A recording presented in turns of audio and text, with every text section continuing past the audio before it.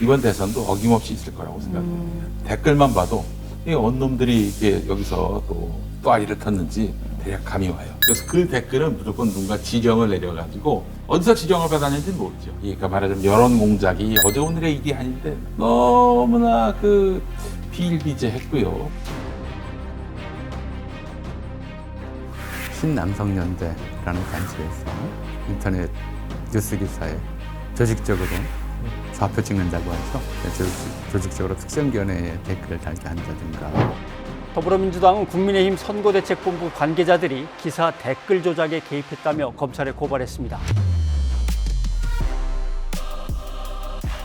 기독교도 정치에 개입하나요? 다른 얘기로 하면 종교에 따라서 사람을 차별해서도 안 되고 종교가 정치에 관여해서도 안 된다는 것이 전 세계에 보편적으로 자리 잡은 원칙이에요. 그런데 한국에서는 그런 원칙이 안 지켜져요.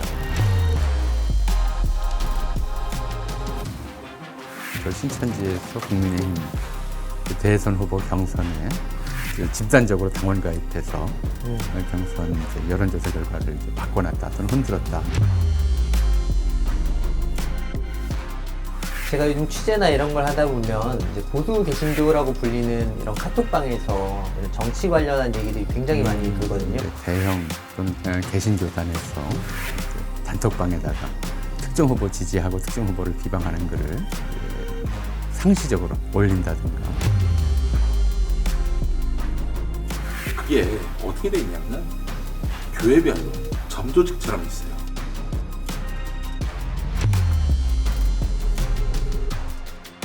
이 얘기 들어봤는지 모르겠네. 알단이라고 하는. 그때 이제 저 댓글 알바의 실체가 최초로 이제 공개가 됐다고 해도 과언이 아니죠.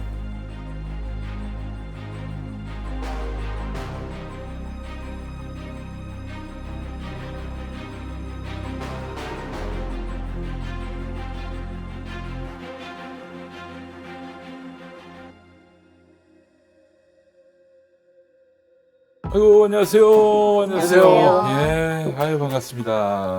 저희 평온하게 불러주셔서 너무 감사하고. 예, 일원이긴 하지만. 그래, 오늘 어쩐 일로 오셨어요? 아, 제가 이제 시사 문제에 관심은 많은데 조금 잘 알지 못해가지고 이것저것 여쭙고 싶어서 찾아뵙게 되었습니다. 아, 그래요? 예. 유료 서비스가 있고 무료 서비스가 있는데 뭘로 해드릴까? 무료로 무료로? 부탁드립니다. 얼마 빼기로? 알겠습니다. 예. 자, 그럼 오늘 오셨으니까 간단하게 여기 오신 소감 어떠셨어요? 집이 가까워서 좋았던 것 같아요. 네, 안녕하세요 교수님. 네, 안녕하세요. 네, 이렇게 만나뵙게 돼서 정말 영광입니다. 늘 교수님이 쓰시는 그 SNS에 쓰시는 글들을 보면서 정말 한번 만나뵙고 싶다라는 생각을 했는데 이번 기회를 통해 이렇게 만나뵙게 돼서 정말 너무 감격스럽습니다. 고맙습니다. 안녕하세요, 교수님. 저는 정알못이라고 정치를 잘 모르는데 야, 이름이 이제- 정알못이 아니고요. 이제 대통령 선거가 얼마 남지 않았잖아요. 그래서 교수님한테 물어보고 싶은 거, 듣고 싶은 이야기들도 많아가지고 이렇게 찾아뵙게 되었습니다. 네, 제 이야기가 도움이 됐으면 좋겠네요. 지금 대선철이잖아요. 음. 근데 제가 옛날에 댓글 알바 같은 게 있다고 들은 적이 있는데 지금도 존재하는지 여쭙고 싶어가지고. 그거는 제가 알기로는 혹시 2012년인가요? 그때 되게 큰 일이 있었다고 들었는데 그때 이제 댓글 알바의 실체가 최초로 이제 공개가 됐다고 해도 과언이 아니죠. 혹시 그 이름이 어떤 거죠? 알단이라고 해서 좀 이름이 좀뭐 듣기 편한 이름은 네. 알단. 개신교 목사를 중심으로 해서 10알단이라는 좀 희한한 이름의 댓글 부대가 활동하다가 발각된 적이 있어요. 시발단이요? 욕 아닌가요? 욕처럼 들리죠? 네. 예, 욕일 수도 있겠네요. 사실 그 말을 만든 사람이 저 평화나무의 김영민 씨예요. 김영민 이사장이 시발단이라는 이름을 붙였어요. 자기들은 스스로 그렇게 안 불렀는데 나중엔 스스로도 자기가 그 이름을 인정을 했어요. 이거 제가 지었어요. 아, 정말요? 네, 십자군 알바단. 네. 아. 이 십자군 알바단이 왜 십자군 알바단이냐면 십자군은 역사적으로 어떤 의미가 있는지 아시죠? 네. 예, 그게 바로 이제 중세기에 그 예수가 태어난 그 성지, 예수가 활동한 그 성지를 지금 우리가 되찾아야 된다는 중세 기독교가 네네. 이제 그 군대를 모아가지고 그 중동 팔레스타인 지방을 침략한 거 아니겠습니까? 십자군이라고 하는 게 아시죠? 그렇죠? 예, 네. 이슬람 세계를 이제 기독교화한다고 하는 그 궁극적인 목적은 이제 성지 회복, 예루살렘 이슬람 군이 지배하고 있는 예루살렘을 수복하겠다고 해서 유럽 전역의 개설리교 기사들이 부대를 조직해서 공격했던 그런 거잖아요. 예. 그런 십자군의 이제 정신을 모방했는지는 모르겠지만 이제 그 개신교계 사람들로 댓글 알바들을 고용 조직해서 이제 아주 조직적으로 선거 활동을 했던 것. 그 사건이 2012년에 있었죠.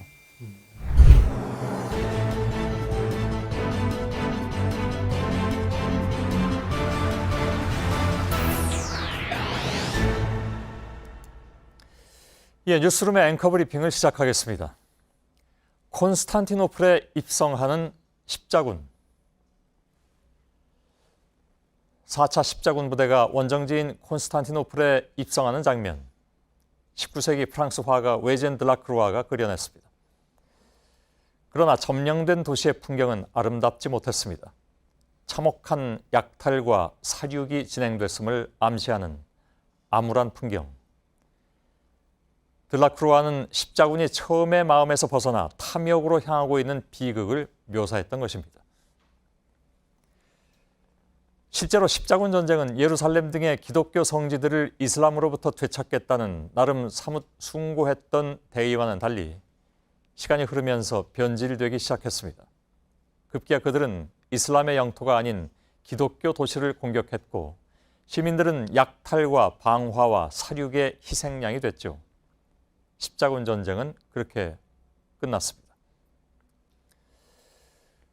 그리고 그 십자군은 먼 훗날 한국 땅에서 부활합니다. 이름하여 십자군 알바단, 줄여서 시발단이라 불렸던 그들의 이름엔 비아냥이 섞여 있었습니다.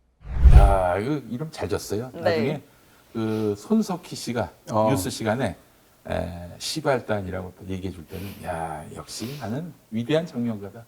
이런 생각을 금하지 않을 수가 없었습니다. 근데 이제 손석희 씨가 시발단이라고 하면 좀 아무래도 좀 듣기가 좀 발음이. 그래서 네, 네. 10알단이라고 하더라고요. 아, 10알단. 네, 그러나 시발단이 맞습니다. 예. 10알단은 나는 꼼수다라고 팟캐스트에서 1인자가 나는 꼼수다라고 제가 거기 일원이었어요. 근데 그 2012년 여름이었죠. 김어준 씨가 아주 그 댓글 흐름, 뭐 증거는 없지만은 다 글과 어떤 어느 시간대에 막 유입되는 사람들 보면서 네네네. 이 새끼들 또 장난치네. 이거 보이는 거야 이게. 그게 역시 촉이 있으셨던 거군요. 대단한 촉이었어요 경관님 보더니 이건 아무래도 뭐 종교단체 쪽인 것 같다. 그런 생각도 들었던 것 같아요. 그래서 나꼼수에다가 알바단에 대해서 뭐 좀 의심하는 게 있다라고 이제 방송에서 얘기를 했었어요. 그리고 이제 제보하실 분들 제보하라고 얘기를 했죠. 제보가 들어왔어. 제보가. 그 제보자를 만나시. 예. 아, 나중에 드러나게 된 시발단 단장 윤정훈 목사. 그 지인이 네네. 찾아왔어. 찾아오더니 그 일을 하는 것 같다. 아 그렇게 직접 또 말씀을 해주신 거예요? 예, 그래가지고 이제 뭐 구영반에게 이런저런 그 제보를 받고 그리고 이제 여러 가지 자료를 받아가지고 12월에 그 탑본모를 했죠. 윤모 목사가 본인 자신의 입으로 한 이야기를 그대로 들려드리겠습니다. 지금 듣는 목소리는 윤 목사님의 설교가 아니고요. 목소리입니다. 첫 번째, 애초 이 시발단이 어떻게 시작됐느냐는 부분에 대해서 이분은 어떻게 얘기를 하느냐 들어보시죠. 박근혜 그 수석 보좌관도 2시간 동안 얘기를 하고 박근혜가 그래도 크리스천은 아니지만은 기독교를 그나마 보호해 줄 수 있는 사람 아니냐. 종북 좌파 이런 쪽은 아니니까 뭐 그래가지고 도와달라고 그냥 아이고 나 도와주기도 했지. 김영민 씨가 김어준, 주진우, 정봉주 이분들이랑 같이 했던 낙곰수라는 데서 먼저 이제 의혹을 제기했고 의혹이 널리 퍼지고 신고가 들어갔던 것 같아요. 그래서 이제 서울시 선관위에서 댓글 조작 현장을 뭐라고 해야 되나 기습이라고 표현하기 좀 그렇고 네. 현장을 찾아가서 현장을 확인한 거죠. 그래서 발각이 됐던 것이고요. 아, 그럼 이분들이 모여서 그런 작업을 하고 있었던 거예요? 선관위 직원 10여 명이 서울 여의도의 한 오피스텔을 조사하고 있습니다. 중앙에는 상황실처럼 모니터가 여러 대 설치돼 있고 벽 한쪽에는 D-6 대통령 선거 6일 전이라는 글자가 붙어 있습니다.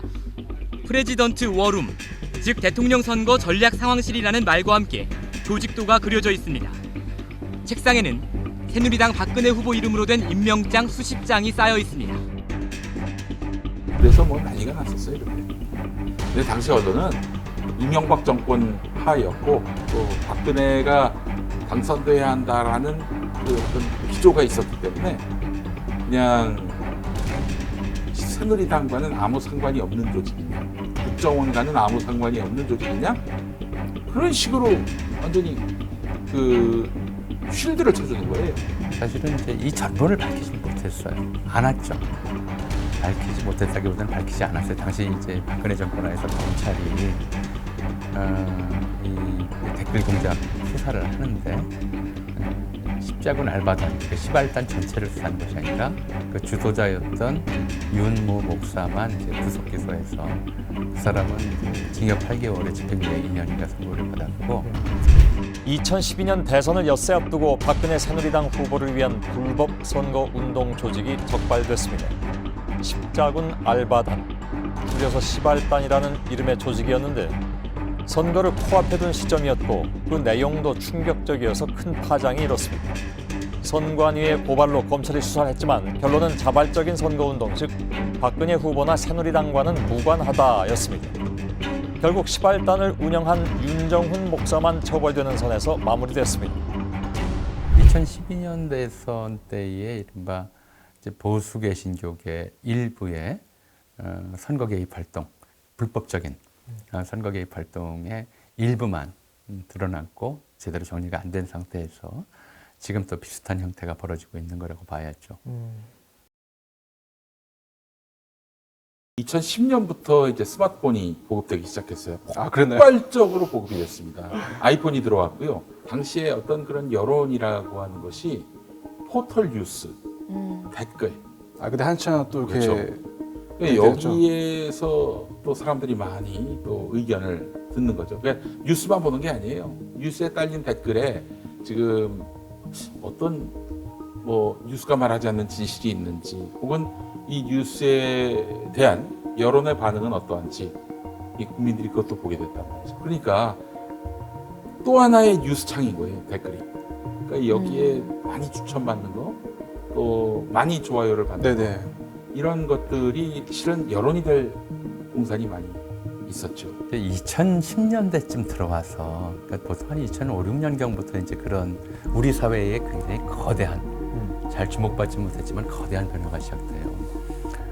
트위터, 페이스북 같은 SNS라고 하는 것이 이제 대단히 좀 좁은 범위에서의 소통이 이루어졌다면, 그렇죠. 싸이월드. 싸이월드라든가 뭐 이제 카톡 같이 아는 사람들끼리의 연락이라든가 이런 것만 이루어졌다면 이제 대단히 광범위한 형태의 SNS가 만들어지죠. 기술적 진보예요. 그러면서 사람들이 자기 의견을 표시할 수 있는 공간 또는 매체가 늘어난 거죠.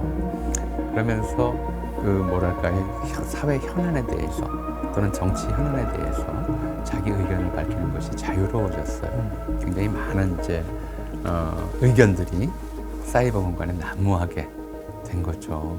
또 그때 트위터가 또 어마어마하게 또 확산되기 시작했어요. 네네. 때를 같이 해서 페이스북도 나왔고, 페이스북은 실명이기 때문에 사실은 이게 사실 여론 조작이 쉽진 않은데 트위터는 뭐 얼마든지 뭐 지금이야 뭐 인증 절차를 거쳐서 회원 가입이 되지만은 그때만 해도 뭐 누구나 10개, 100개, 1000개도 만들 수 있었던 그런 시스템이었어요.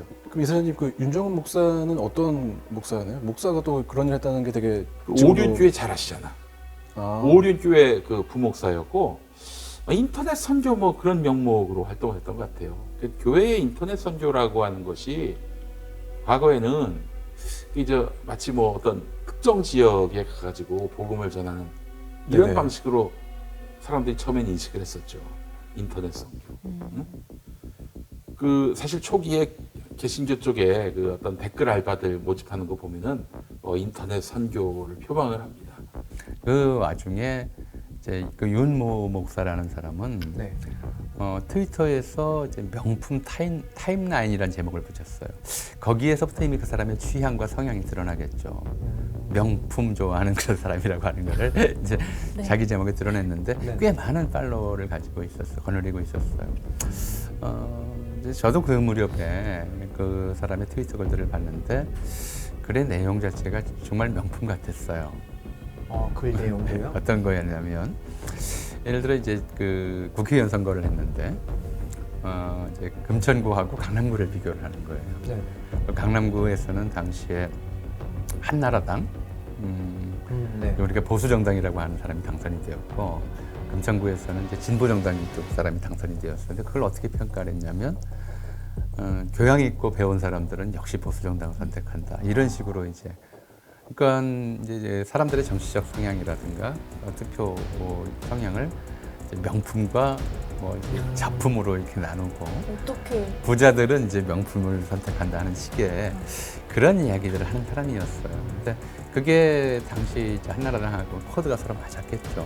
인터넷 선교? 근데 그들이 정작 달고 있는 댓글들 보면 얘라이 빨갱이야, 뭐 북으로 가라, 뭐 이런 거야. 이제 이런 거는 대체 무슨 정당이나 선교를 한다는 거지. 후보들을 이제 그렇지. 비방하는 내용이었군요. 예. 특정 정당의 후보들을 비난하고, 그렇죠. 아무개 정당의 후보를 또 찬양하고 선거 운동을 하는 거야. 사람이 이제 그 당시 그 한나라당 대선 캠프에 SNS와 관련된 특보인지 문제로 임명이 됐었어요. 그걸 이제 막 이제 본인은 이제 트위터 자랑도 했어요. 근데 그걸 가지고 이제 이 사람이 그냥 이제 본격적으로 정당 활동에 나서는구나 정도로 생각을 했었는데 거기에서 멈춘 것이 아니라 사람들을 알바들을 고용을 해서 조직적으로 자기 글이라든가 언론 기사 글이라든가 이런 걸 표현하려고 댓글을 달게 만들었다고 하는 것이 나중에 알려진 거죠. 근데 교수님 댓글을 올리는 게 꼭 나쁜 건 아닐 수도 있잖아요. 나쁜 건 아닐 수도 있는 정도가 아니라 정말 적극적이고 정말 바람직한 일반 시민의 의사표시 방법이에요. 그 이전까지 이제 이른바 SNS라든가 인터넷 댓글 기능이라든가 이런 것들이 없을 땐 일반 시민은 어떻게 써야 돼요? 세상을 어떻게 봐야 돼요? 기자가 써주면 그게 다 전부 진실이라고 믿었어요. 그렇죠? 그래서 신문에 났어 그러면 논쟁이 끝나요. 그렇죠. TV에서 봤어 그러면 논쟁이 끝나요. 거짓말을 해도 검증할 방법이 없었고 피해를 구제받을 방법이 없어 피해자일 경우에도. 근데 거기에 반박할 수 있는 여지가 생긴 거잖아요. 그래서 처음에 SNS가 나왔을 때 이것이 이른바 인터넷 민주주의, IT 민주주의라고 하는 기존의 민주주의의 한계, 여론이 만들어지고 전파되는 방식의 한계를 극복할 수 있는 굉장히 유력한 수단이 생겼다고 많은 정치학자들이 분석을 했어요. 부작용이 생길 거라고 미처 예상을 못했죠. 근데 이게 정말 자유로운 개인들이 독자적인 판단에 의해서 댓글을 올리고 토론이 이루어지고 하는 정도라면 괜찮은데 이제 그걸 의도적으로 왜곡하고 조직적 집단적으로 거기다가 실제로 현금이 지급되면서 이렇게 해서 자기가 원하지 않는 생각을 토로하게 만드는 거죠. 그 의견을 과장되게 표현을 하는 거예요. 그럼 민주주의의 적이 돼버리는 거죠.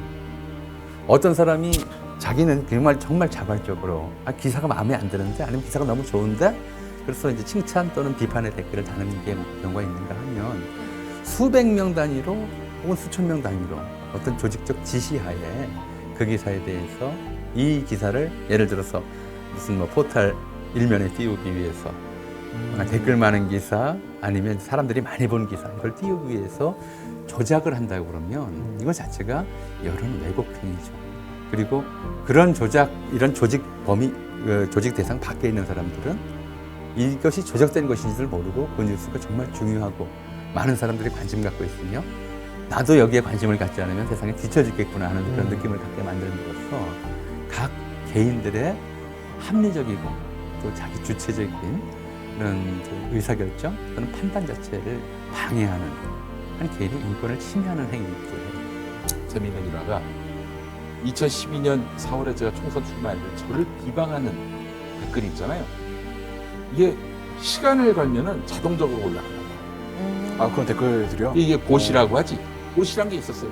그럼 내가 총선에서 낙선한 정도가 아니라 그 아예 정치를 그만둬서 탈당까지 하고 우리 민간인으로 살고 있는데도 불구하고 2016년까지 뭐 시간만 되면은 김용민 후보를 낙선시켜야 된다. 이 글이 계속 올라오는 거예요. 시간이 지났는데도요. 아, 그렇지. 총선 지나가서도. 그러니까 보스를 걸어놓고 그거를 삭제하지 않은 거야. 계속 한 4시쯤 떠요. 그렇게 항상. 이사장님 보시기에는 그 시발단 그 사건에 뭐 교회가 어떻게 뭐 개입했다거나 뭐 이렇게 지원했다는 뭐 그런 건 좀 느끼신 게 좀 없으셨나요 그때? 뭐 더 이상 깊이 파고들지 못했죠. 이 윤정훈 씨로 해서 꼬리를 자를 것 같은데 윤정훈이가 뭐라고? 저는 알게 모르게 교회와 많이 유착된 그런 교회의 자본이 이곳에 흘러 들어오지 않았겠는가 이런 생각이 듭니다. 교회가 자본이 많은 곳이었나요? 대형 교회죠, 대형 교회. 대형 교회나 이런 데도 그러니까 거기도 역시 우리와 우호적인 정치 권력이 들어섰을 때 예를 들어서 목사들의 부정비리 이런 거 감춰주고 카바쳐주고 그런 권력이 들어서길 바라지 않겠어요? 우리가 저 헌금함에다 말이죠. 헌금을 넣을 때 그냥 주머니에 있는 10,000원 돈 이게 집어넣는 경우도 있고 아니면은 뭐 아파트 지표를 잘 준비해가지고 봉투에 넣어서 자기 이름 적어가지고 휴대전화 번호 나중에 그 연말 정산 네, 받아야죠. 네. 넣는 경우가 있잖아요.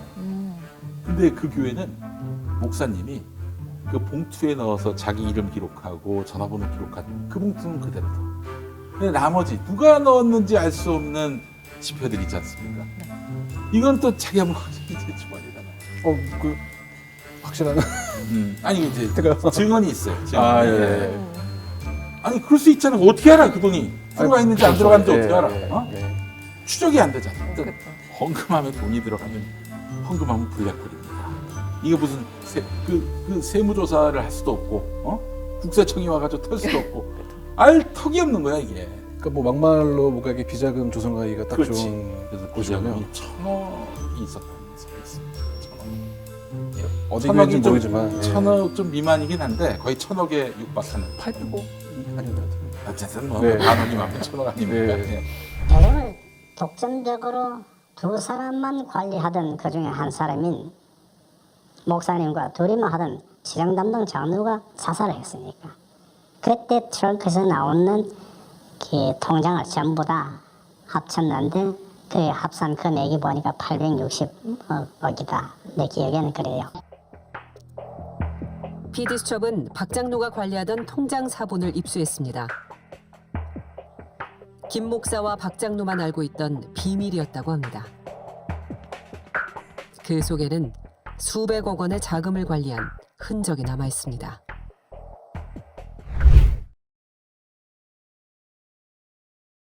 얘기를 듣다 보니까 시발단이 결국에는 그 기독교 개신교라는 이름으로 활동을 하는 사람들인 거잖아요.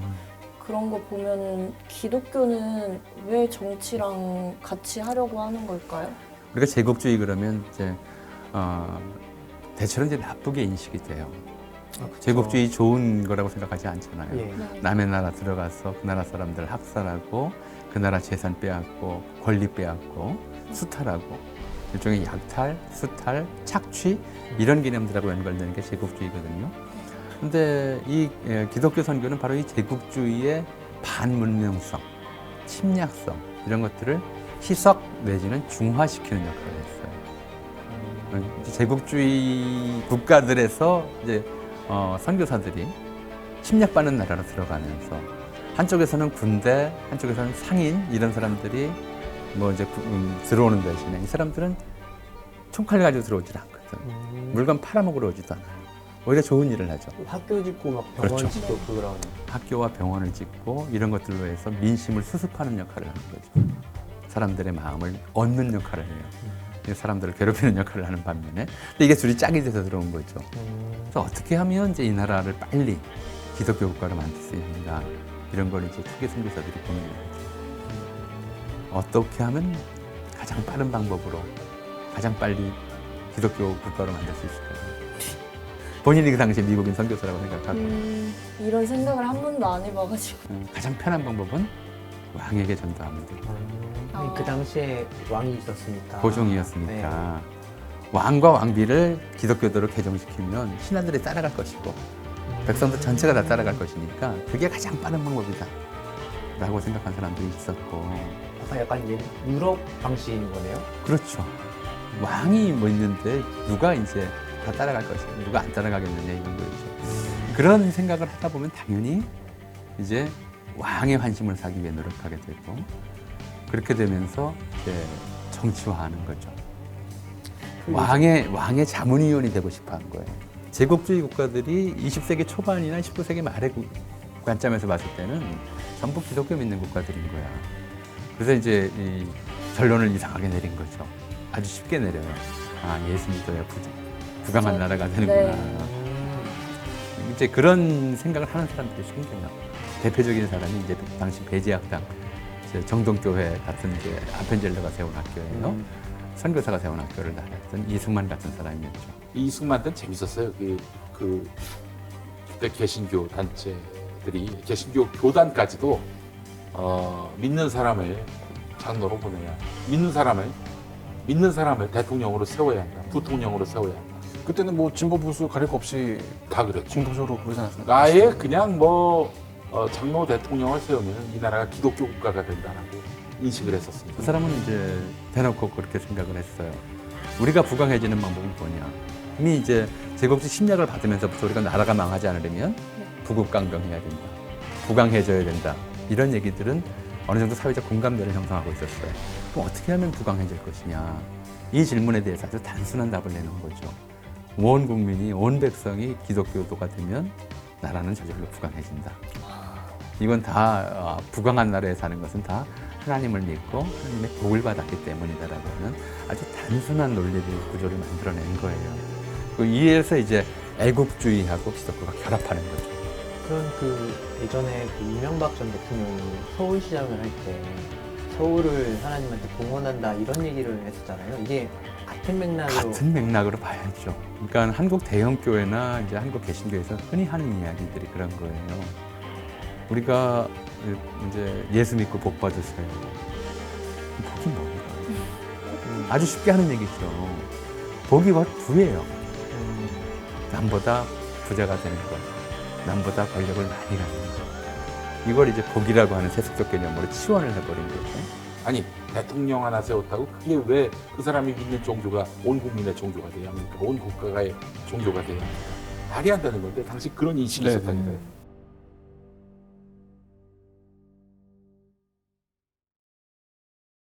그럼 교수님 예수를 믿으면 복을 받는다라고 했는데 이게 그럼 정말 실제로 좀 적용이 좀 됐나요, 이게? 그러니까 이제 해방 이후에 우리가 이제 우리 미군정이 시작되고 뒤이어서 미국 원조로 우리가 먹고 살아야 되는 이 상황 속에서 교회 다니면 부자 됩니다라고 하는 것을 입증할 수 있는 실질적 사례들이 쌓이기 시작해요.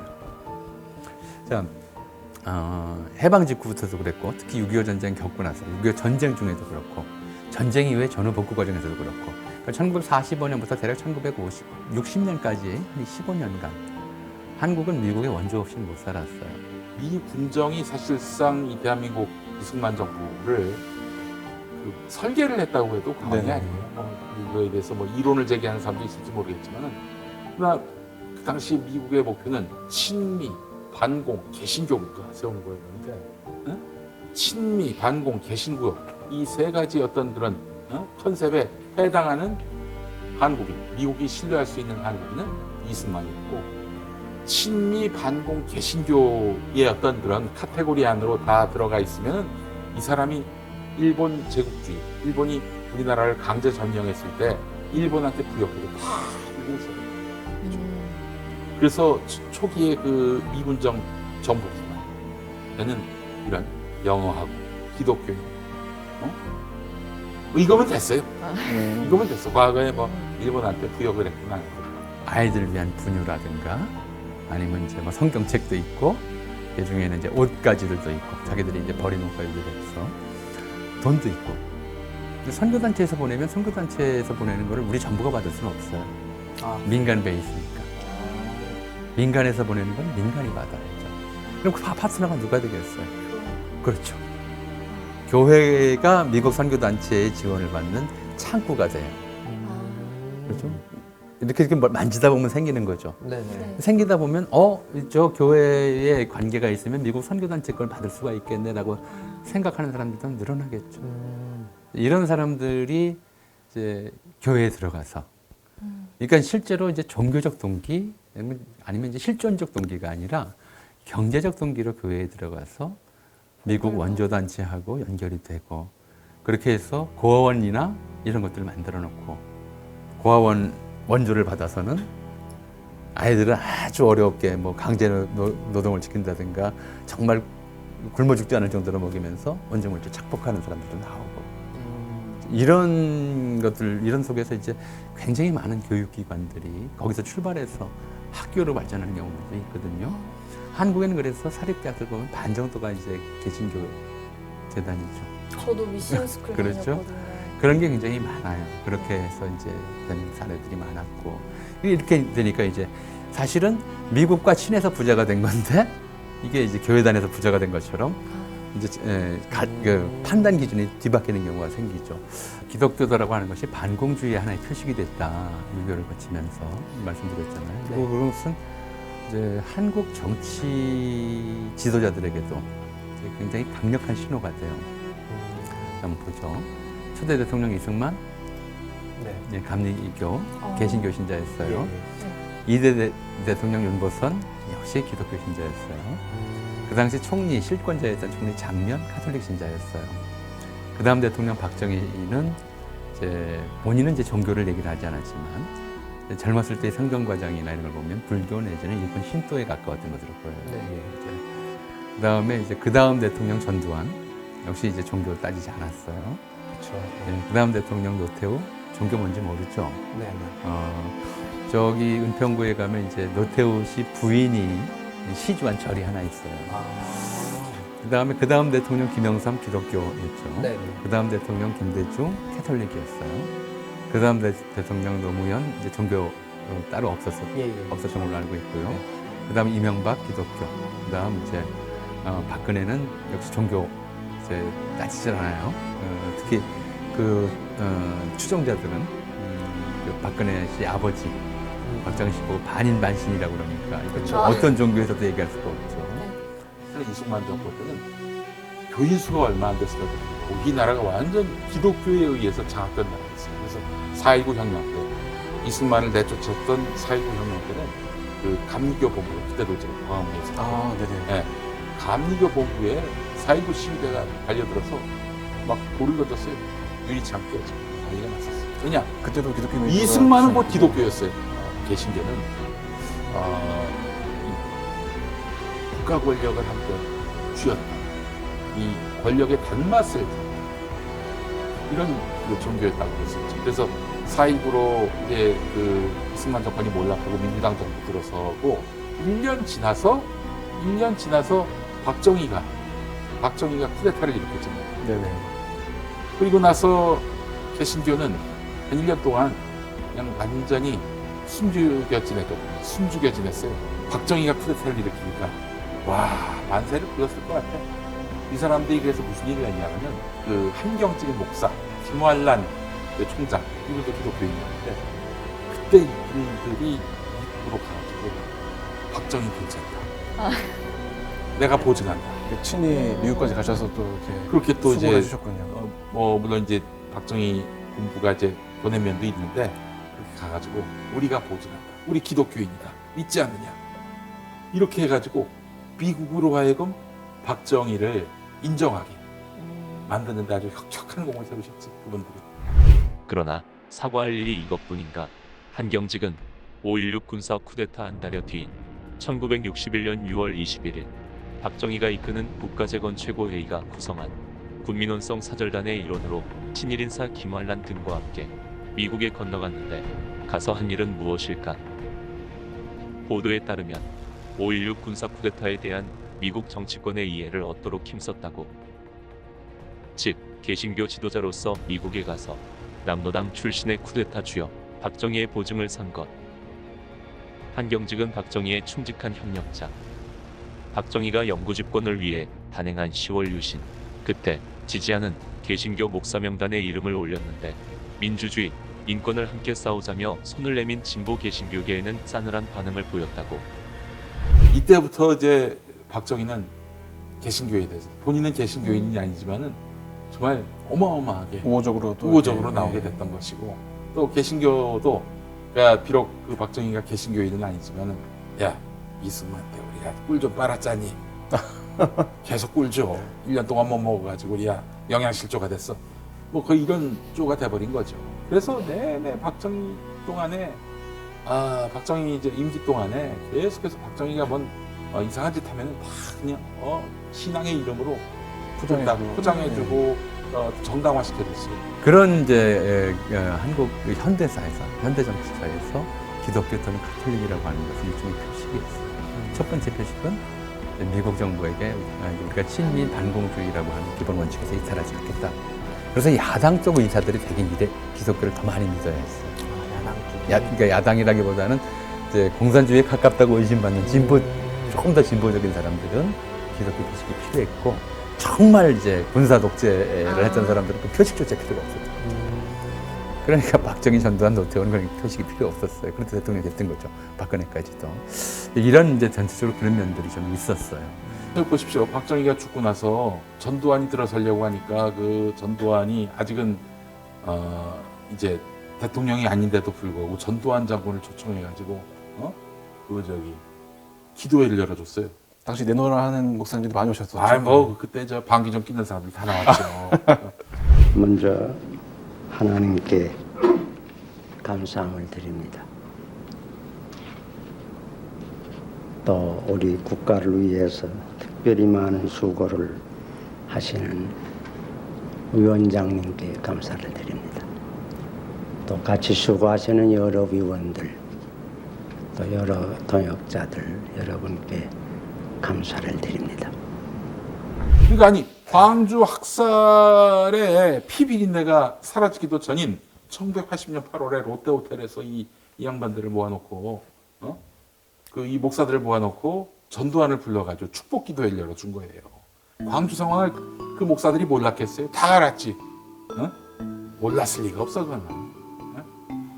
그럼에도 불구하고 그들은 또 그렇게 전두환에게 충성했고, 노태우에게 충성했고, 김영삼에게도 충성했고, 나중에는 또 이명박에게 충성했고, 박근혜에게 충성했고. 전두환을 위한 조찬 기도회를 열었던 거죠. 전두환 대통령 되자마자 광주에서 수많은 시민을 학살하고 그리고 나서 정권을 잡은 사람이잖아요. 네. 기독교 신도라면 어떻게 해야 되겠어요? 거기에 대한 강한 비판을 하고 기도를 하더라도 희생자들을 위해서 기도를 해야죠. 네. 그죠?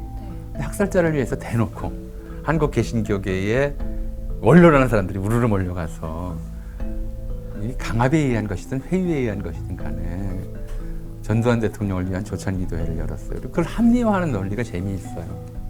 재미있다기보다는 좀 참고 듣기가 어려운 논리였어요. 어떤?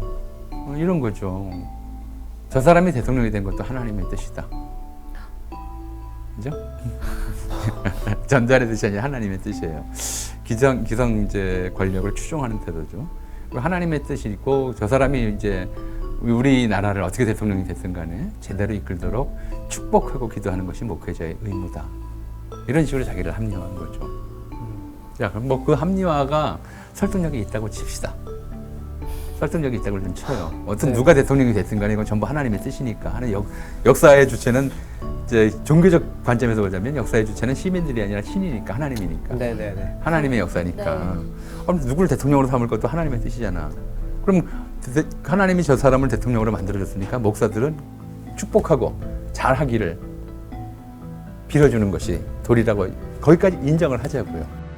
그리고 너 말이야 그 로마서 그 13장 봐야지. 모든 권력에게 순종하라. 13장 1절. 근데 13장 1절에 실제 그렇게 나와 있어요. 바울이 쓴 거라고 하는데, 근데 그 로마서 13장 1절은 어디까지나 그 시대에만 해당하는 얘기예요. 그래서 또 앞뒤도 맥락도 살펴봐야 되지 그 않습니까? 맥락이 이런 거예요. 쉽게 얘기해가지고 당시에 이제 로마의 로마 제국 아닙니까? 로마 제국이고 그 이스라엘은 로마 제국의 이제 식민 국가였어요. 근데 이 이스라엘 살던 사람들이 로마로 이민을 갑니다. 이민 갔는데 워낙에 유대인들이 부지런하고 이거에 굉장히 밝아요. 그래서 로마 갔더니 어마어마하게 부자가 되는 거예요. 이민자인데 다른 민족의 이민자들을 완전히 눌러버리고 로마의 상권을 장악한 거예요. 로마의 귀족들이 이 유대인들을 너무 싫어하는 거예요. 근데 로마의 귀족을 로마 황제가 또 싫어해. 그러니까 적의 적은 동지. 그래서 당시 로마 황제가 유대인에 대해서는 그렇게 뭐 미워하지 않았어요. 왜냐면은 귀족들하고 저렇게 싸워주니까. 통치하는 입장에서는 이제 편하니까. 근데 이제 유대인들은 뭐 이런 정치적 어떤 이 관계가 서로 이제 묘연하면은 잘 이용해야 되는데 이 또 저기 선민의식이 또 있어가지고 로마 귀족은 물론이고 로마 황제까지 개무시를 한 거야. 쓰레기로 본 거야.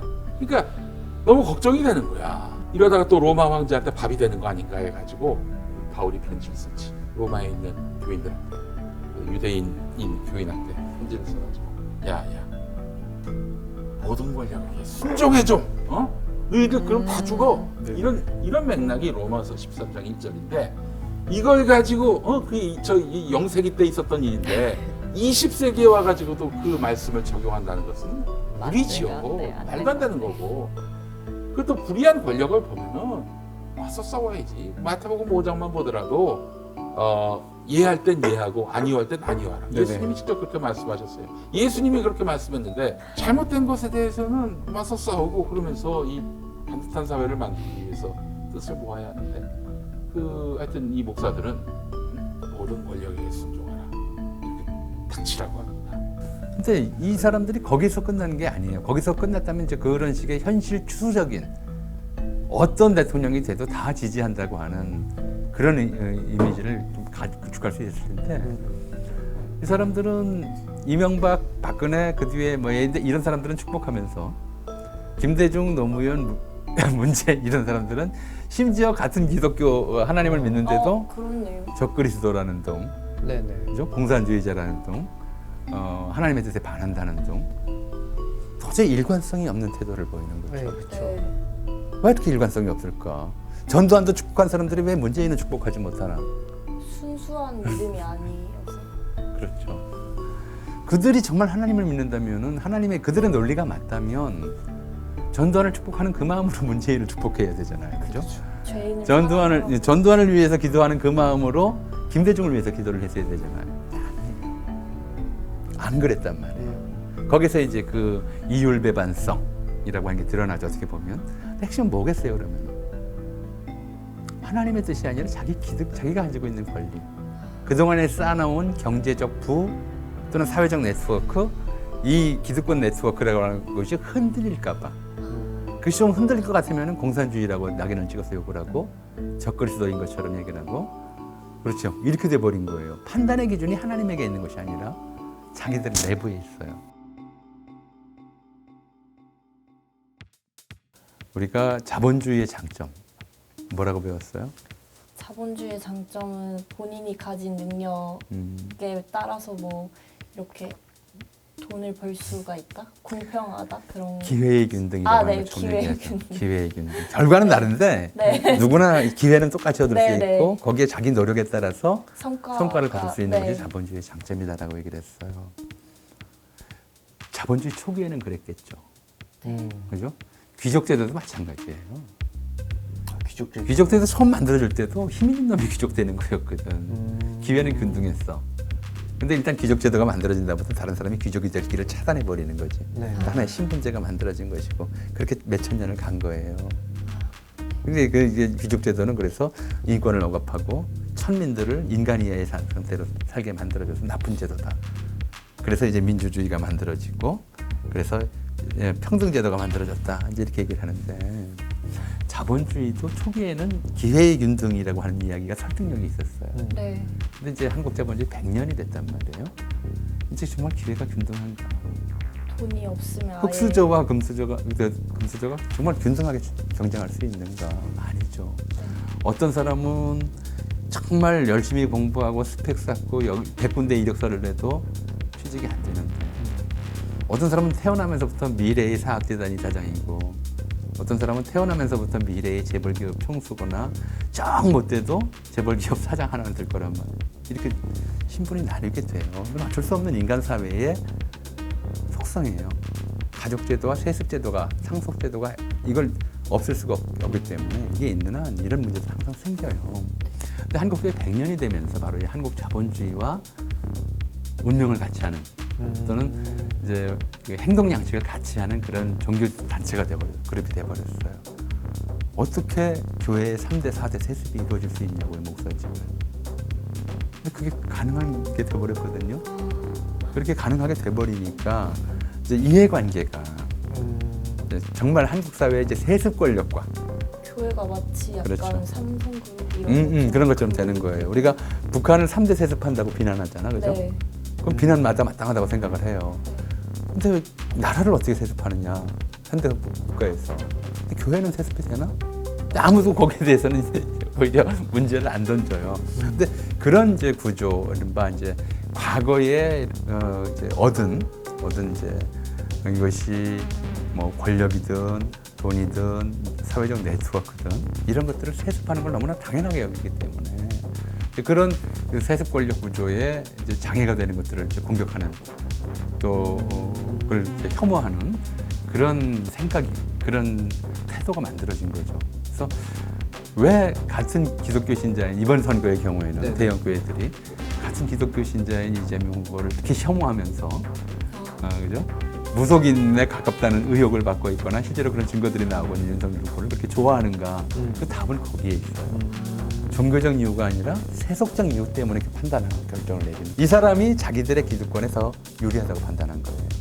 이런 세습적 권력, 그다음에 그동안 확보해 놓은 경제적 이득 이런 것들을 지키는 데는 이쪽이 더 낫기 때문에 자기 종교적 신념에 위배되는 행동도 종교적으로 합리화하려고 하는 거죠.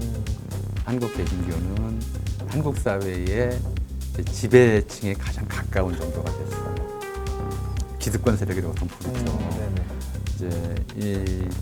왜냐하면 말씀드렸듯이 사립학교정도의 반 정도가 이제 사학재단의 반 정도가 기독교계예요. 이런 사람들이 대형 교회들도 엄청나게 이제 커져 있고 이 네트워크는 이제 신앙의 네트워크라기보다는 물론 신앙의 네트워크여야 하지만 정치적 경제적 이득을 공유하는 네트워크처럼 돼버렸어요. 그러니까 기득권 세력이다라고 부르는 이제 기득권에 가깝게 돼버린 거죠. 자기 존재 자체가. 그렇죠. 이 결국에는 현실 권력에서 영향력을 미치고자 하는. 그 기독교에게 밉보이는 권력은 들어설 수 없어. 뭐 이걸 과시할 목적이 있는지는 모르겠어요. 그러나 적어도 기독교와 가까운 권력, 목사들의 말을 듣는 권력이 들어서는 것이 그들에게는 안도감을 주는 그런 부분이기도 하는 거죠. 이런 식으로 해가지고 항상 현실 권력에게 영향력을 미치거나 혹은 가깝게 지내거나 그거 왜 그러겠어요? 특혜를 받고자 하는 거죠. 근데 사실 시발단 사건 이후에 뭐 이런 수사나 뭐 그런 게 뭐 유죄 확정도 되고 하면서 근데 그 정리되긴 했지만 어떤 뭐 교회와의 연관성이 이렇게 드러난 것도 아니었잖아요, 이 사람이. 그렇죠. 한동안 정치권을 떠들썩하게 했던 이 시발단은 결국 이렇게 다시 수면 위로 떠올랐습니다. 그런데 불과 5년 전 일이긴 하지만 대선 불과 6일 전의 일이어서 이 사건에 대해서 잘 모르시는 분들도 계실 것 같습니다. 또 대선이 끝나고 이어진 박근혜 정부 하의 수사도 이상했습니다. 검찰이 피의자들의 통화 내역 조회만 했더라도 드러났을 국정원과의 연결고리는 언급조차 되지 않았습니다. 수사 과정에서 국정원과의 연관성도 제기됐습니다. 윤 목사의 트위터 계정과 국정원 연관 계정이 같은 글 수십 건을 상호 리트윗한 정황이 발견됐고 국정원 심리전단 직원의 계정 일부가 시발단 활동에 사용됐다고도 했습니다. 하지만 수사는 국정원 쪽으로 이어지지 않았습니다. 결국 떠들썩했던 시발단 사건은 여러 의혹만 남긴 채 윤정훈 목사만 불법 선거운동 혐의로 유죄가 확정되며 마무리됐습니다. 그러니까 지금 보시면 아시겠지만은 이건 검찰개혁의 문제하고도 연관돼 있는데 검찰이 또 경찰이 종교단체에 대해서 수사를 굉장히 싫어해요. 그러니까 우리가 뭐 죄 없는 사람을 무고한 게 아니라 아니 법에 따르면 명징하게 이거는 잘못된 것이고 이거는 법을 위반한 것인데 그래서 우리가 고소 고발한 것인데 그게 뭐 무혐의, 불송치 뭐 이런 식으로 나온단 말이에요. 왜 그러겠습니까? 이는 현실 권력으로서 종교의 힘의 압도를 당하는 것이죠. 그러니까 뭐 법 앞에 만인이 분분하다 이거는 제가 봤을 때는 그냥 하는 얘기인 것 같아요. 목사님들이 숨기고 싶은 게 너무 많아요. 그리고 그 비자금으로 구했느냐? 그걸 다 처먹으신 사회 유력 인사들이 너무나 많은 거죠. 그래서 뭔가 정의롭지 않은 동기 때문에 자기 이 어떤 과거 족적 중에 카바치고 싶은 부분들이 있을 때 이런 사람들이 결국 정치 권력의 도움을 받길 바라는 거죠. 알게 모르게 이 교회가 그 교회의 유지를 위해서 그 목사의 어떤 그런 권력을 유지하기 위해서 자기에게 우호적인 권력을 만들려고 길을 쓰는 면이 있는 것이죠.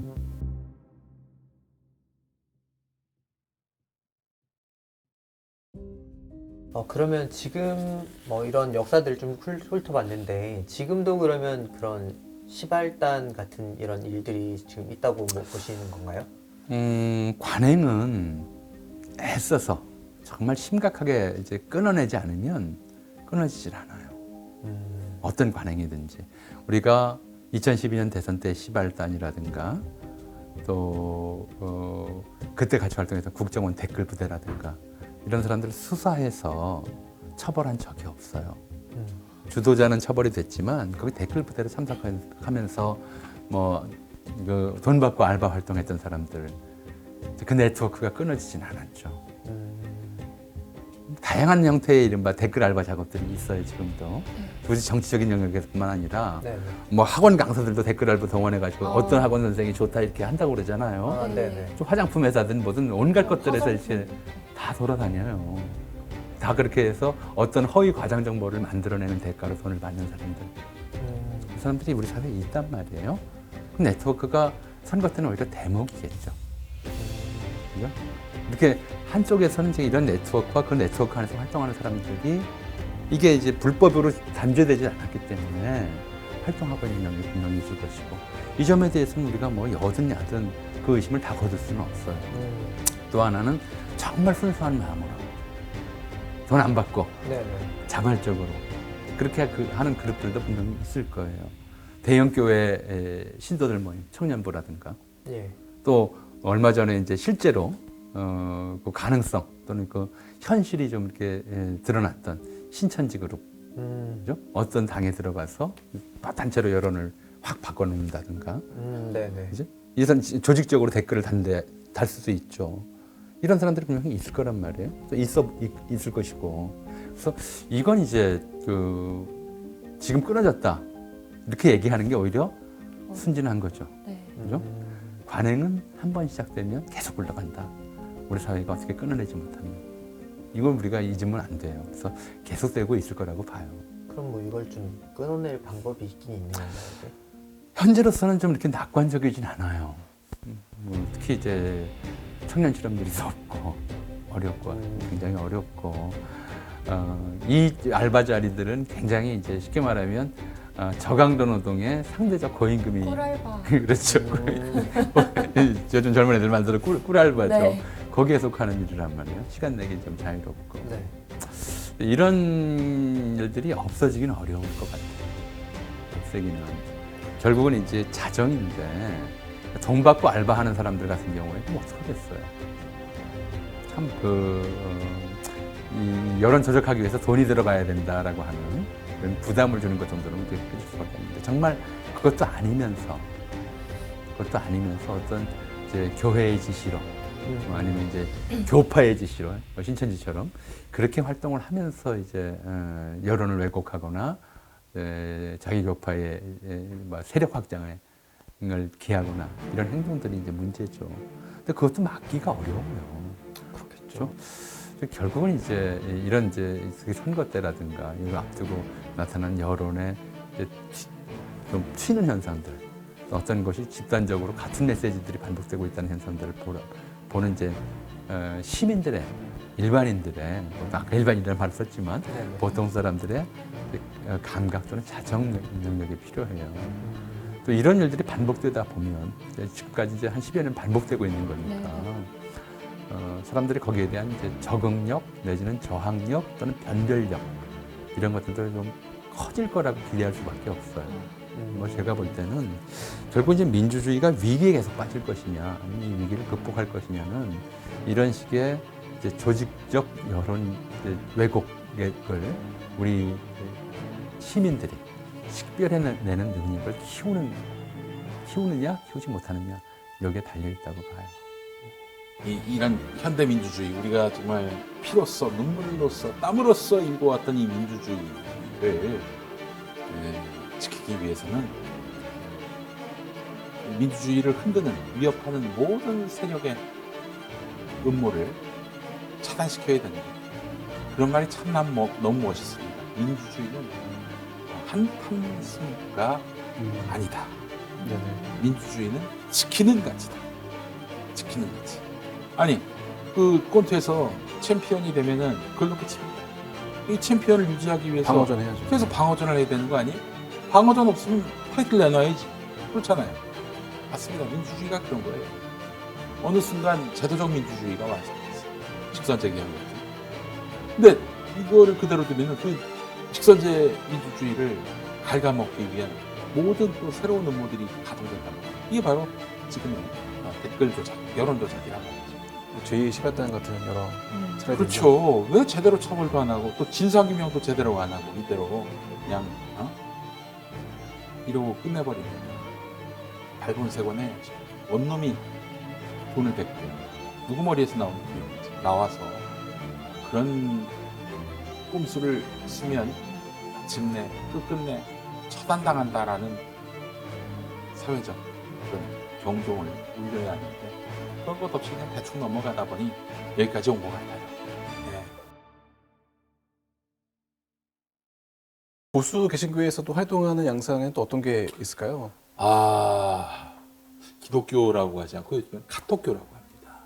또 코로나19 이후로는 교회 모임이 여의치 않으니까 주로 카톡에서 모이는데 전 처음에 그렇게 서로 소통하는 수단 정도겠지 싶었는데 이게 보통 심각한 게 아니에요. 저는 정권 교체 원하는 사람 모여라 이런 방은 큰 의미가 없다고 봅니다. 명확한 방이니까요. 네. 확증 편향만 확산시킬 뿐이에요. 그 동네는 서로 생각이 같은 사람들이 모여서. 근데 그게 아니라 교회 안에는 시국관이 각기 다 달라요. 이쪽 지지하는 사람 저쪽 지지하는 사람도 있지만 정치 고관여층, 중관여층, 저관여층 그렇게 돼 있단 말이죠. 근데 예를 들어서 여기는 서열이 짱이라고요. 장로님, 권사님들이 짱이라고. 또 게다가 교회 공동체 안에서는 나름대로 만나면은 또 아껴주시고 또 어려운 일 있을 땐 도와주시고 그런 분들이야. 인간적으로 이미 정분이 쌓인 분들이란 말이지. 근데 이런 분들이 문재인이가 종북이다, 이재명이가 보험주자다 이렇게 올리면은 어떡합니까? 거기다 대놓고 삿대질하면서 막 그렇게 비난하고 장로님 뭘 잘못 알고 계시네요. 이러면서 권사님 이러지 마세요 좀. 네네. 이럴 수 없잖아요. 그 단체 그 방에서는 또 그렇게 말하기가 어렵죠. 그러니까 가만히 있지. 그러다가 정말 못 참아서 빠져나가면은 바로 이제 좌파 인증하는 것이고.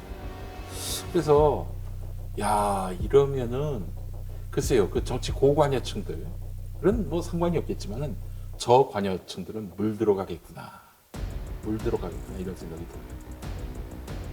그렇잖아요. 사실은 이제 뭐 조중동 같이 일간지들이 공짜로 많이 들어가지 않습니까? 심지어 돈까지 준다고 그러니까. 그러니까 잘 읽지 않고 쌓아두는 경우도 있지만은 이게 본다고요. 볼 때는 제목만 슬쩍 본단 말이죠. 문재인이가 뭐 많은 잘못을 짓고 있는구나 이런 생각이 든단 말이지. 이런 것들이 5년 동안 쌓여보세요. 결국은 저쪽방으로 가게 돼 있어요. 마찬가지로 그런 카톡방에 그래도 뭐 그냥 계속 안 볼 수가 없잖아. 뭐 계속 빨간 뭐 1, 2, 3 이렇게 뜨니까 본단 말이죠. 그것도 자기도 모르게 또 동화가 될 수도 있고. 그거 올리는 게 뭐 검증된 사실만 올립니까? 검증된 뭐 그 팩트만 올립니까? 가짜 뉴스도 막 올라온단 말이야. 엄청 다양하게 또 나오죠. 그걸 또 그 자리에서 팩트 체크하는 순간 또 이건 굉장히 결례가 되는 거야. 이런 와중에 한국 개신교 공동체가 점점 극우화, 가짜 뉴스에 이렇게 빠져들게 된 것이죠. 그런 일들이 발생하고 있는 건데, 이거 어떻게 할 것인가, 어떻게 돌파할 것인가, 답이 없어요, 딱히. 뭐 그냥 정말 각 잡고, 그냥 완전히 안면몰수하고 사실을 따져보자, 토론을 걸 수도 없고. 그래서 참 카톡교가 무서운 겁니다. 카톡에서 막 뿌릴 수 있는 그 점조직화돼 있고 아마 수없이 많은 그 방의 주인들이 저쪽 당과 네트워킹이 돼 있는 거예요. 그 사실은 이제 뭐 이게 퍼지다가 보면은 출처가 어디인지도 사실 알 수 없는 정도로 많이 퍼지잖아요. 그럼요. 예. 출처가 뭐가 중요합니까? 제목이 중요하지. 예. 사실이 뭐가 중요해요? 제목이 중요하지. 그것도 믿고 싶은 것만 믿는 분들 아닙니까? 그분들이 언제 그렇게 뭐 팩트 체크에 대한 관념 자체가 있겠어요. 아, 이게 사실이요. 하고 말이죠. 특히 언론사 이름으로 나왔을 때. 야, 봐, 이게 언론이 이렇게 보도했잖니.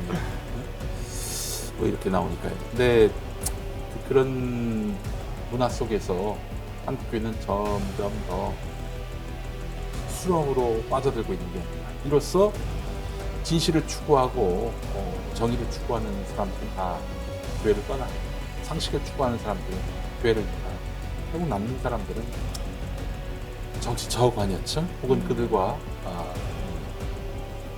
정치 사회적 인식이 같은 사람들 이런 사람들 아니겠나 싶어요. 그러면 한국교회는 점점 더 우경화의 늪에 빠지지 않겠는가. 그래서 이럴 때는 정말 가스라이팅 당하지 않는 그런 깨어있는 그런 그리스도인의 조직된 힘이 필요하지 않겠는가 그런 생각입니다. 그럼 방금 이렇게 얘기를 해주셨는데 저희가 그러면은 깨어있는 그리스도인으로서 또 이걸 좀 어떻게 좀 행동을 하는 게 좋을까요? 그리스도인이기 위한 첫 번째 전제는 뭘 믿어야 하냐면 하나님이 인간을 창조했다는 걸 믿어야 해요. 신이 인간을 창조했다는 걸 믿어야 해요. 네. 그죠? 인간을 창조했다. 거꾸로 얘기를 해볼까요? 인간은 자기가 신의 피조물이라는 걸 믿음으로써 어떻게 바뀌었을까요?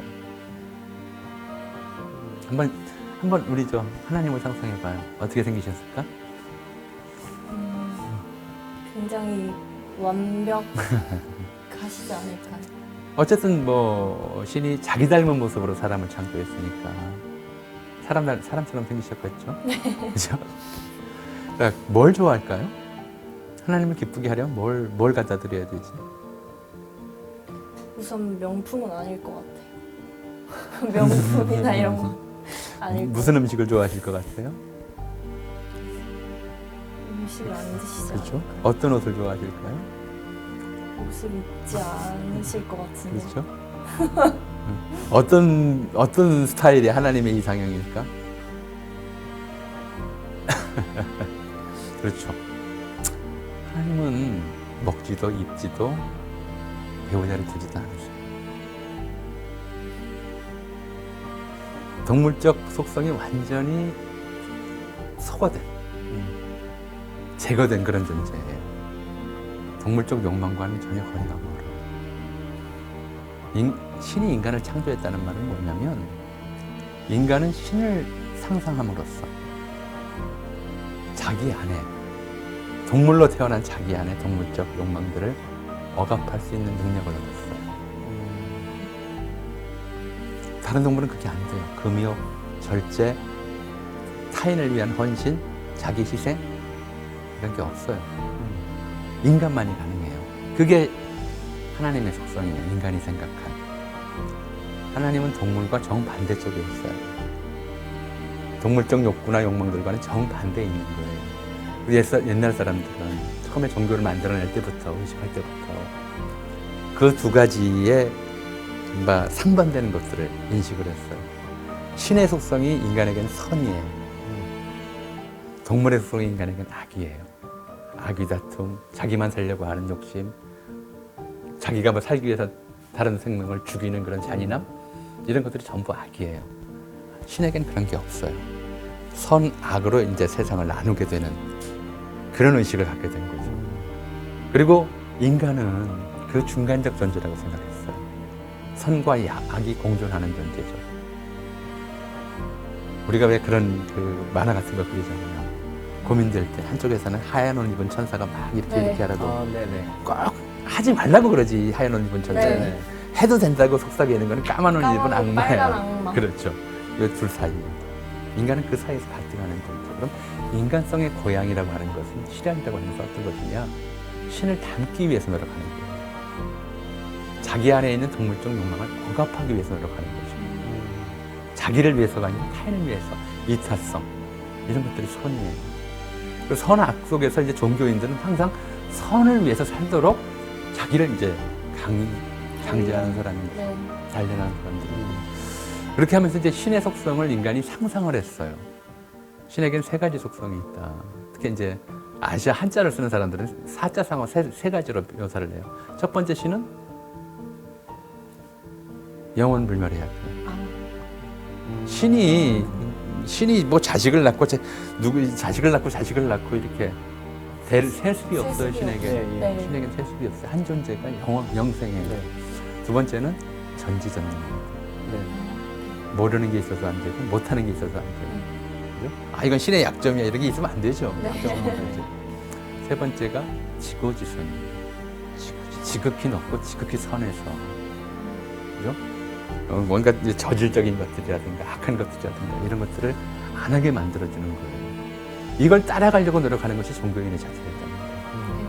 이건 굳이 기독교만이 아니에요. 모든 종교가 이런 이제 자기 개인은 영원불멸하지 못하지만 자기 종족 자체가 영원히 퍼져 존재하기를 바라고 인류 자체가 영생하기를 바라는 거예요. 인류로서. 그리고 인류의 힘으로서는 못할 것이 없다고 믿고 그리고 무엇보다도 지고지선하게 살려고 하는 것이었어요. 이 세 가지가 이제 종교인이거나 아니면 인간의 도리라고 생각을 한 거죠. 보편 종교의 특성이에요. 보편 종교라고 우리가 얘기하는 이제 현대인들이 일반적으로 헌법 질서 하에서도 종교를 믿으면서 할 수 있는 이유가 그런 것들이거든요. 거기에 맞는가 봐요. 우리가 더 부자가 되고 싶고 남을 턱짓으로 부리고 싶고 자기는 이제 법을 안 지켜도 남은 법을 지키게 만들고 싶고 이런 욕망이 있다는 건 동물적 욕망인 거죠. 반종교적 욕망인 거예요. 이걸 억압하라고 가르치는 것이 기독교였던 것이고 보편종교인 것이고 선을 착하게 살아라. 기독교인의 첫 번째 덕목은 착하게 살 것이고 착하게 산다고 하는 것은 자기 것을 그렇죠. 자기를 희생해서라도 자기 욕망을 억압하면서도 더 어려운 사람들을 돕는 것. 이것이 기독교들이 지켜야 될 첫 번째 종교적 덕목인 거죠. 과연 지키고 있는가? 스스로 이제 확인해 봐야 되는 거고. 그러면 이제 깨어있는 기독교인 그리고 시민이 되려면 어떻게 해야 할까요, 저희가? 깨어있는 시민 또 그리스도인이 되려면 일단 한국 사회는요 태도예요. 태도, attitude. 그러니까 사실과 진실을 놓고 한번 토론합시다. 계급장되고 이런 사회가 아니에요. 이미 자기가 이렇게 드러내놓고 자기 오장육부를 다 드러내서 나는 윤석열을 지지한다. 네네. 이러고 있는데 시큰둥하면은 이미 다 알아요. 좌파구나. 다 안다고. 그러니까 좌파 인증은 거기로 끝내.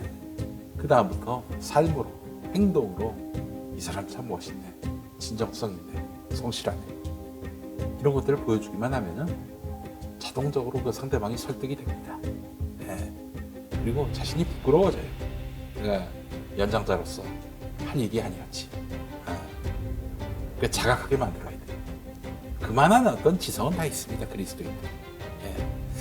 그러니까 뭐 그동안은 편하게 막 목청 높이고 막 그렇게 얼굴 붉히고 그런 일들이 많이 있었는데 그러지 않아도 이미 다 내 나치로서 상대방에게 시그널을 보냈다. 그 다음에는 나의 행동만, 태도만 요구될 뿐이다.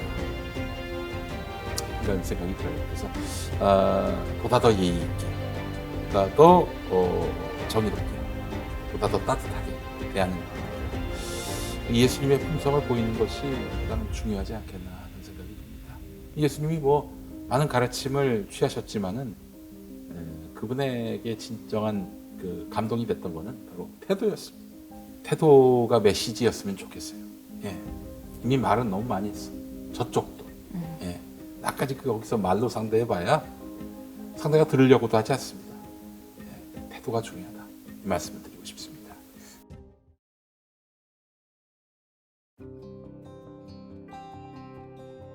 네, 그래요.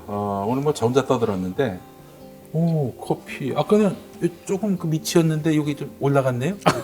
제가 침이 튀어가지고, 예. 그만큼 또 열심히 또 설명해 주셨어요. 얼마나 네. 정말 그 입이 닳도록, 단내가 나도록 떠들었는지 모르겠습니다. 들으신 소감 어떠셨습니까? 저는 이제 정치에 이렇게 종교가 많이 관련이 되어 있고 직접적으로 이렇게까지 힘을 실는지 몰랐었는데 생각보다 되게 밀접해 있고 네. 그리고 또 저희가 되게 많이 변화가 돼 있었는데도 아직 좀 부족하지 않나라는 생각이 드는 것 같아요. 예. 말씀하신 올바른 이제 시민 의식 그런 거를 갖기 위해서는 확실히 더 사물을 이제 올바르게 올곧게 볼 수 있는 시야가 필요한 것 같습니다. 주체적으로. 네, 주체적으로 봐야 되고. 저는 일단 교수님과 대화했다는 것 자체가 너무 즐거웠고 또한 교수님을 통해서 이 기독교 전체의 맥락과 또한 지금의 기독교가 왜 이렇게 변질됐든가 이런 것들 좀 알게 돼서 좀 뜻깊은 시간이었던 것 같습니다. 네. 저도 오늘 또 새로운 사실, 또 몰랐던 사실 또 많이 알게 된 것 같고요. 이제 이 사장님 마지막에 해주신 말씀처럼 그냥 각자의 자리에서 또 제가 하는 일 통해서 또 맺는 관계에서 또 좋은 태도와 또 본을 보이는 게 중요하겠다는 생각이 들었습니다. 저는 우선 저도 기독교인이고 그리고 정치를 잘 몰라서 많이 이야기를 듣고 싶어서 왔는데 제가 몰랐던 이런 기독교 안에서 일어나는 일들도 알게 되고 하면서 정치에 조금 더 관심을 가지고 바라봐야겠다. 뭐 댓글들이나 이런 여론에 흔들리는 것이 아니라 정말 내 주관을 가지고 깨어있는 시민의식을 가져야겠다. 이런 생각이 들어서 즐거웠습니다. 끝으로 이제 한마디만 나도 이제 소감을 네네.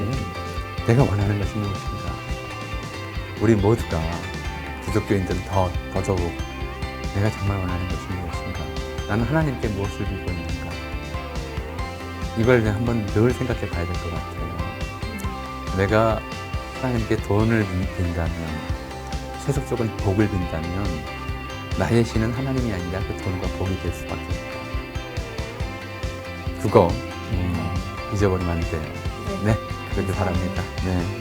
빨리 이 정치가 종교의 가스라이팅에서 헤어나왔으면 하는 그런 바람을 가져보면서 저도 참 두 분 만나서 행복한 시간이었습니다. 오늘 우리 또 함께해 주셔서 고맙고 다음에 또 만나요. 네, 고맙습니다. 감사합니다.